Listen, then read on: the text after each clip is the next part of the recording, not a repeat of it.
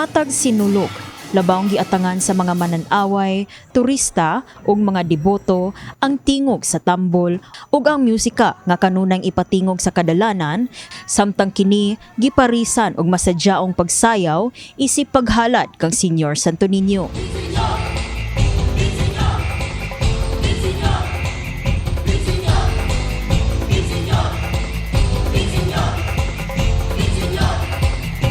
Apan mga kauban, kahibaw ba mo kung asa kini naggikan o asa ang kasaysayan ni ining sinulog beat o dance nga ato madunggan ug makita karon.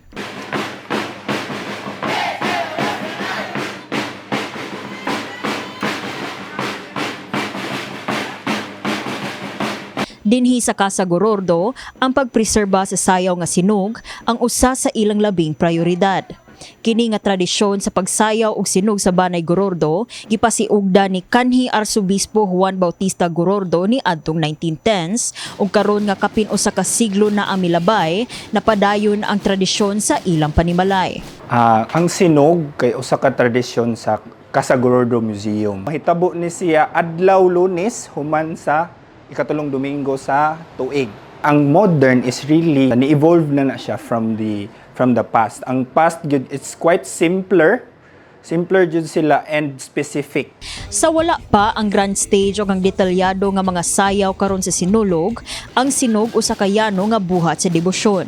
Gihimo kini sa matag balay o sa mga gagmayng luna. Diin mo sayaw ang mga deboto at ubangan sa balay o sa altar nga adunay imahe ni Santo Niño. Ang mga lihok dili alang sa pagsundayag kundi alang sa pag-ampo.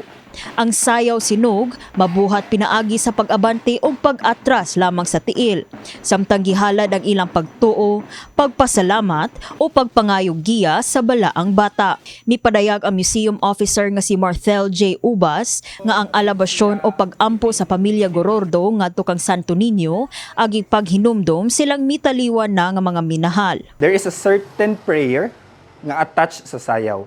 Like diri sa museum, ang among sinog diri is really to pray to the Holy Child or the Senyor Santo Niño to for our departed loved ones. Ginahan niya nga iyang pamilya usab magampo sa sinog diri sa iyang panimalay. Napadayon lang na siya hantod sa ikalimang henerasyon sa pamilya. Gihinumduman sa 51 anyos nga master choreographer sa turang dance troupe nga si Richie Lou Richoy Colina nga kaniadto ang sinog nanginahanglan gyud og disiplina. Misugod siya sayaw sa sinog ni adtong napulo ka tuig pa ang iyang pangidaron. Ubos sa pagtudlo sa inila nga keeper of sinog beat nga si Estelita Titang Diola. Mato ni Richoy nga istrikto ang ilang pagbansay ubos sa pagtudlo ni Titang. Strikta gis ni Titang. Hanlan sakto jud kas kuan, sakto kas tura kanang imong position sa sayaw, especially ang mata. Kami manayaw sa una, di mi pangisihon, uy, focus gyud. Ay lagu kuan karon ang mga bata karon kay smiling kayo. Ambot lang yun ninyo, sus, buhay pa si Titang, wala na, nakasabaan na mo. May pasabot si Ubas nga sa wala pa na tao si Titang Diola, nasayod na o gihimo na sa pipila ang pagsayaw og sinog. Gani, adunay laing-laing klase sa sinog sa ubang bahin sa Subo ni adtong panahona. Apan si Titang lamang ang mipadayon ni ini. Titang is the only person na nilahutay jud siya sa pag-preserve ana. Ang uban ni undang na, ang uban ni taliwan na sad pinakakaraan nga burag atuag yung nahibaw-an nga nakahibaw gyud siya sa unsa ang sinog sa una. Mipaambit sab si Richoy sa usa ka ilado nga istorya nga gipasa ni Titang kaniya mahitungod sa komedyante o advisor sa usa ka raha nga di na makabarog o gituohang giluwas o namilagruhan ni Senyor Santo Niño. Ang katong komedyante sa hari, bedridden, ang tanang pamilya niya ni anak na napaabot na lang sila sa oras mamatay siya. Wala siya paglaom nga mabuhi siya.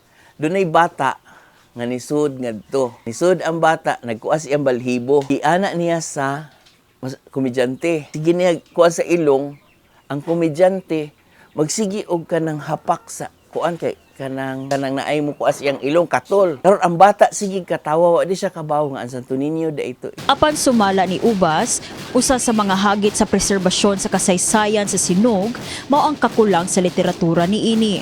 Ug sa kakuwang sa orihinal nga mga tinubdan, ilabi na nga ang sayaw sinog gipasa lamang pinaagi sa istorya o verbal nga pamaagi. Having the cultural assets, especially the intangible things, is really the sources. Sa una to pagkaibaw kung unsa gyud ang tinuod sa una, walay written literatures. Ang atong mga sources ni panaw na sad mostly is by practice, like gitudloan ko niya. Niining tuiga, midapit ang Casa Gorordo Museum sa publiko nga mosaksi sa traditional nga sayaw sinog sa Enero 19, 2026. Usa ka adlaw human sa Sinulog Grand Parade nga takdang panguluhan ni Richoy Colina o sa turang dance troupe. Hatagan ta niya og maayong lawas. Mura man gyud ni atong sigihag pangayo. Tagimig maayong lawas. Viva Pit Senior, pataling hugo in town talahurong bathala. I'm inviting all or the general public, all of you, to come here to witness the sinog sa Casa Gorordo, which a kind of sinog that offers prayer to the Holy Child. Kini si Liza May Piñaranda alang sa Sinulog 2026 sa My TV Cebu.